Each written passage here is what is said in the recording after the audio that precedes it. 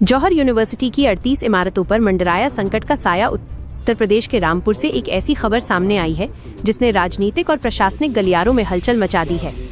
मोहम्मद अली जौहर university, जिसे Samajwadi party के वरिष्ठ नेता आजम खान की महत्वाकांक्षी परियोजना माना जाता था, अब पूरी तरह से कानूनी घेरे में है। रामपुर विकास प्राधिकरण यानी RDA ने यूनिवर्सिटी के भीतर बनी 38 इमारतों को गिराने का सख्त आदेश जारी कर दिया है। ये कोई मामूली कार्रवाई नहीं, बल्कि उत्तर प्रदेश शहरी नियोजन एवं विकास अधिनियम 1973 की धारा 27(1) के तहत लिया गया एक बड़ा फैसला है, जो स्पष्ट संकेत देता है कि अब अवैध निर्माणों पर नकेल कसने की प्रक्रिया पूरी हो चुकी है। अधिकारियों का सीधा आरोप है कि इन 38 इमारतों का निर्माण बिना किसी वैध भवन मानचित्र की स्वीकृति के किया गया था। कार्रवाई से पहले यूनिवर्सिटी प्रबंधन को नोटिस देकर जवाब मांगा गया था। तमाम दलीलें सुनी गईं, लेकिन प्रशासन ने यूनिवर्सिटी के दावों को सिरे से खारिज कर दिया है। यूनिवर्सिटी प्रबंधन की तरफ से ये तर्क दिया गया था कि जब ये इमारतें बनी थी तब यह क्षेत्र RDA के अधिकार क्षेत्र में नहीं था और निर्माण पहले ही पूरा हो चुका था।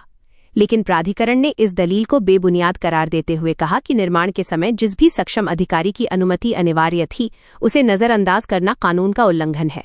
चौंकाने वाली बात यह है कि RDA की जांच में जिला पंचायत के रिकॉर्ड से केवल मेडिकल कॉलेज और अकादमिक ब्लॉक के नक्शे ही मंजूर मिले, जबकि बाकी 38 इमारतों का कोई अता पता नहीं है। साल 2006 में स्थापित ये यूनिवर्सिटी, जो कभी आजम खान के कद का प्रतीक मानी जाती थी, आज भूमि अतिक्रमण और लीज नियमों के उल्लंघन के आरोपों से घिरी हुई है।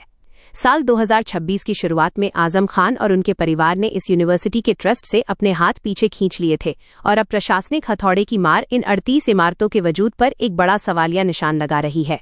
क्या ये सिर्फ एक प्रशासनिक कार्रवाई है या फिर रामपुर की सियासत में एक बड़े बदलाव का संकेत? अब सबकी निगाहें इस बात पर टिकी हैं कि क्या वास्तव में इन इमारतों पर बुलडोजर चलेगा। जौहर विश्वविद्यालय का भवन का निर्माण ग्राम सिंगनखेड़ा में हुआ है, जो RDA के क्षेत्र के अंतर्गत आता है। ये जांच में ये ज्ञात हुआ था कि वहाँ पे जो भवन निर्माण हुआ है वो बिना अनुमति के हुआ है। इसके संबंध में उनको नोटिस दिया गया था। उन्होंने लिखित जवाब अपना प्रस्तुत किया है। इसके साथ ही आज प्रातःकाल व्यक्तिगत सुनवाई का भी अवसर दिया गया था। सारी कार्रवाई संपन्न होने के बाद ये तथ्य प्रकाश में आया है कि जौहर यूनिवर्सिटी में 40 भवनों का निर्माण किया गया था, जिसमें से मात्र 2 ही भवन ऐसे हैं जिनका मानचित्र स्वीकृत है।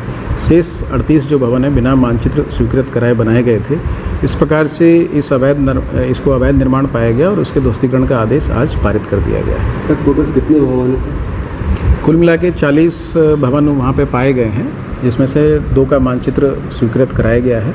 38 भवन अवैध पाए गए हैं, जिनका ध्वस्तीकरण का आदेश आज पारित किया गया। सर, जौहर यूनिवर्सिटी की तरफ से कहा गया कि जब जौहर यूनिवर्सिटी बनी तो RDA के क्षेत्र में नहीं आती थी, उस पर क्या कहेंगे? देखिए, ये जो क्षेत्र है 2024 के बाद से RDA के जुरिस्डिक्शन में आया है। उससे पहले वहाँ पे जिला पंचायत का जुरिस्डिक्शन था और ये क्लियर है कि 2 भवन जो उन्होंने बनाए हैं उनका मानचित्र उन्होंने जिला पंचायत से स्वीकृत कराया है। इस तरीके से ये स्पष्ट होता है कि उन्हें नियम कानून की पूर्ण जानकारी थी, क्योंकि उन्होंने 2 भवनों का मानचित्र जिला पंचायत से स्वीकृत भी कराया है। लेकिन इसके साथ ही 38 भवन जो बनाए उनकी भी जो मानचित्र की स्वीकृति है वो जिला पंचायत के स्तर से तत्समय होनी थी, जो कि इन्होंने नहीं कराई है। और 2024 के बाद से जब से RDA ने टेक ओवर किया है, तो जिला पंचायत के जो दायित्व थे स्वीकृति संबंधित या अवैध निर्माण के ध्वस्तीकरण से संबंधित, वो अब RDA को करने हैं।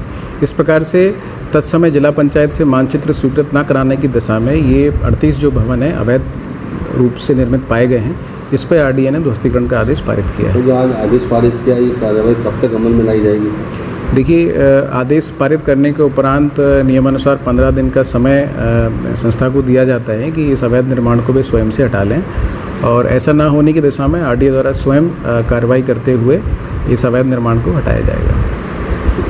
लखनऊ की हर बड़ी हलचल, अपराध की सच्ची खबरें, द लखनऊ टाइम्स, सबसे तेज, सबसे सही।